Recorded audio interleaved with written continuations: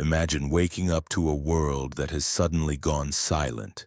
No notification, no good morning text, just a void where your only child used to be. For Padam Singh Lodhi, a humble man from the village of Padupura, this wasn't just a nightmare. It was the beginning of a descent into hell. His son Abhishek was the pride of the family, a 25-year-old student building a future in the bustling city of Gwalior. But on the morning of December 11th, 2024, Abhishek walked out of his rented room with a simple promise.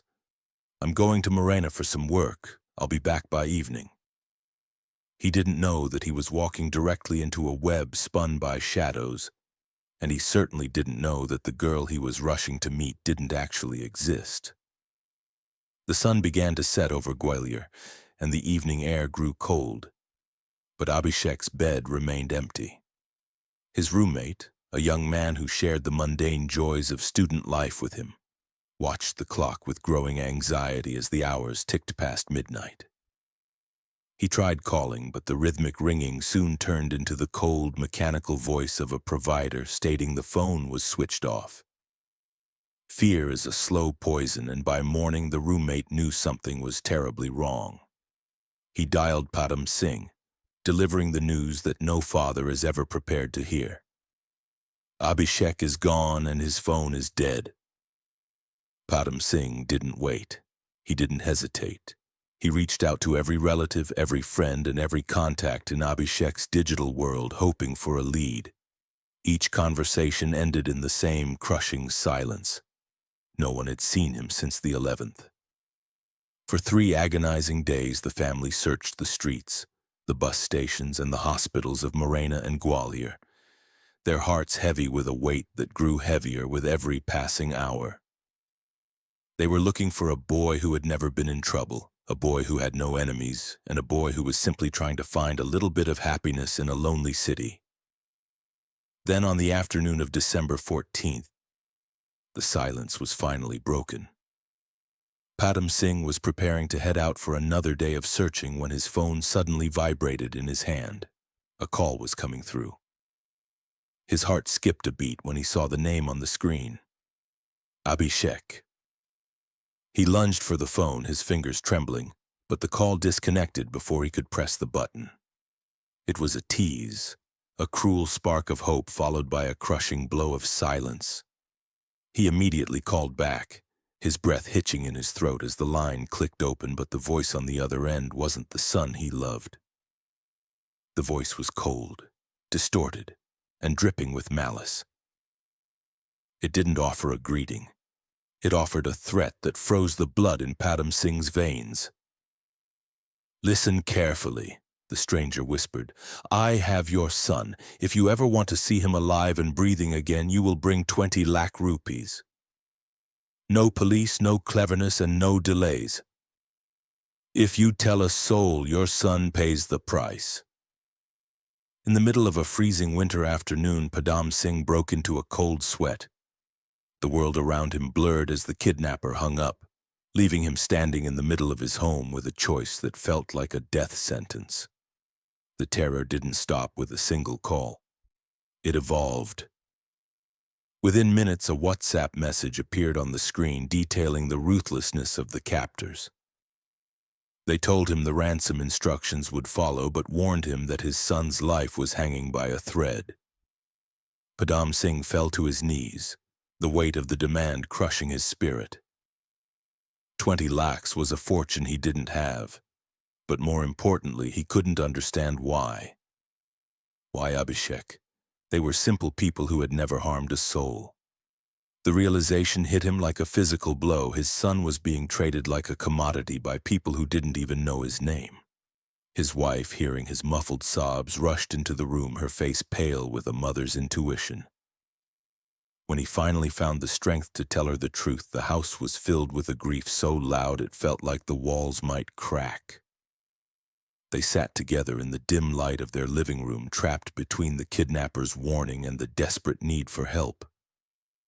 Every shadow seemed like a spy, and every sound outside the door felt like a threat. They were 2 parents against a faceless monster, and the clock was ticking down on their son's life. Eventually, the desperation outweighed the fear. Encouraged by relatives who knew that silence often leads to tragedy, Padam Singh made the most difficult walk of his life, to the Gola Ka Mandir police station. He met with Officer Harendra Sharma, a man who had seen many missing persons but none quite like this. Padam Singh told him about the disappearance and the student life in Gwalior, but the fear of the kidnapper's threat was so great that he kept the ransom call a secret. He thought he was protecting his son, but in reality he was fighting a war with one hand tied behind his back. The police, however, didn't share the family's urgency. To them, Abhishek was a 25-year-old man, not a helpless child. They whispered about young love and voluntary disappearances, suggesting that perhaps the boy had simply run off with a secret girlfriend. They filed a missing person report with a routine shrug, promising to look into it while secretly believing the boy would walk through the door in a few days with a sheepish grin. They had no idea that while they were theorizing about a romantic escape, a dark discovery was being made just a few miles away.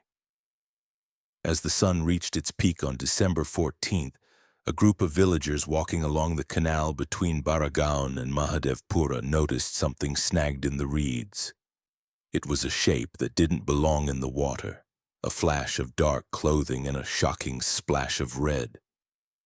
As they moved closer, the air grew thick with the smell of stagnant water and something much worse.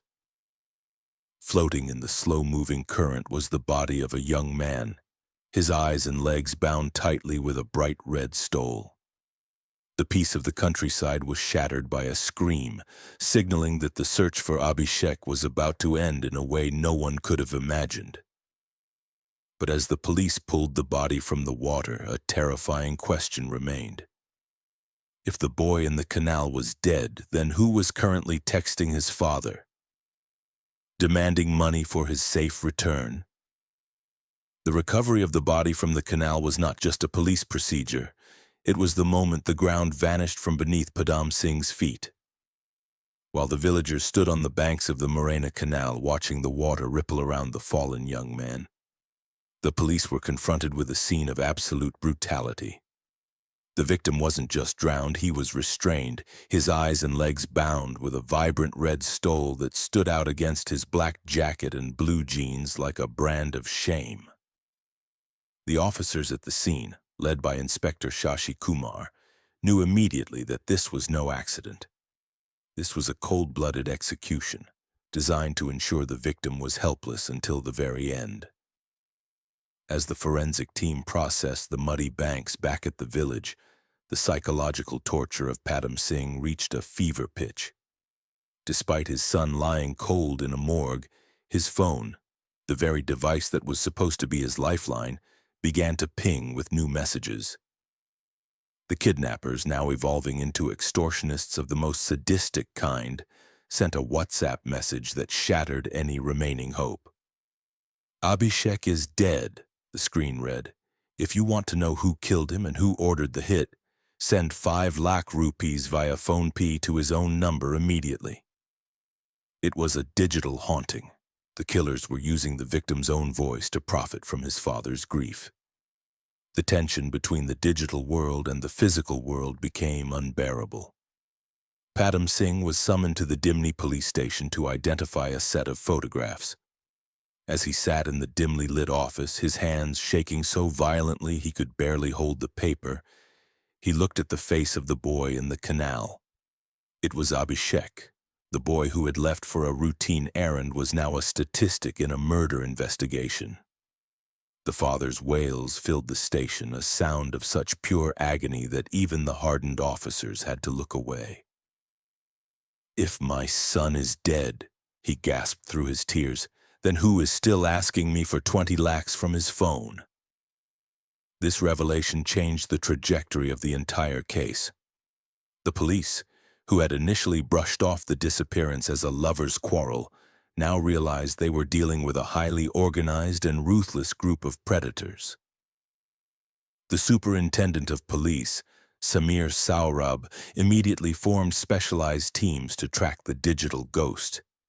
They placed Abhishek's phone on surveillance, watching as it moved through the cellular towers like a predator stalking the night. They pulled call logs and messages, tracing a path of breadcrumbs that led straight into the dark heart of a digital honey trap. The investigation slowed to a crawl for one agonizing week as the killers went to ground. They were clever. They had used a fake Instagram ID under the name Payal Rajput to lure Abhishek into their world. They had used his loneliness against him, sending good morning and good night texts that felt like the start of a romance, but were actually the clinking of a trap. To ensure he was fully hooked, the mysterious Payal had sent a series of suggestive photos promising a day of intimacy and unfiltered love in a private room in Morena. Abhishek had fallen for the dream, unaware that the girl in the photos was merely the bait for a much larger monster. As the police dug deeper, they discovered that the killers hadn't just fled. They were hiding in plain sight. They had rented a self-driving car from Gwalior to transport the body, driving through the dead of night to the canal, thinking the water would wash away their sins. They even returned to Morena the very next day to watch the police investigation, standing among the crowd of onlookers to see if they were being suspected.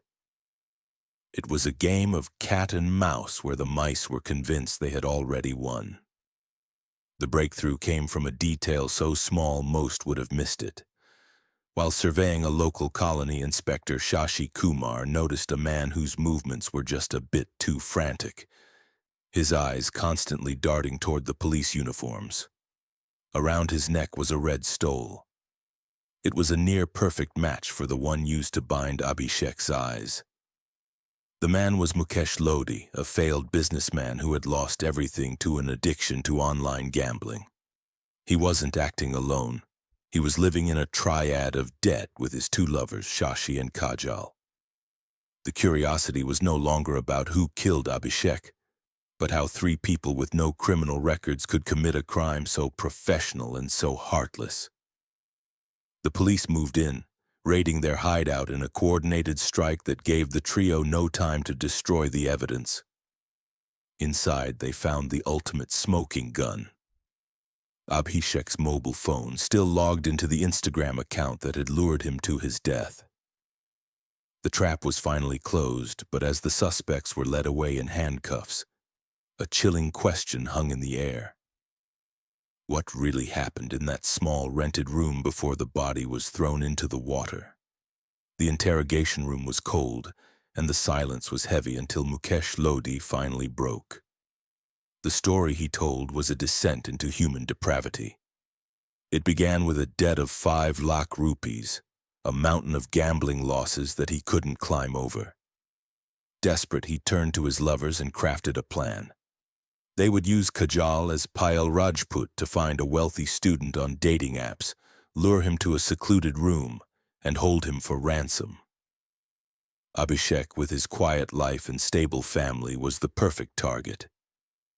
On the day of the murder, Abhishek arrived in Morena with a heart full of hope. Kajal met him at the bus stand on her scooter, leading him to a room where Shashi and Mukesh were already hiding in the kitchen. She played the role of the perfect hostess, offering him tea laced with a heavy sedative. As the drug took hold and his vision blurred, the lovers emerged from the shadows. They bound his hands and feet, but they made one fatal mistake. They didn't realize how hard a man will fight for his life.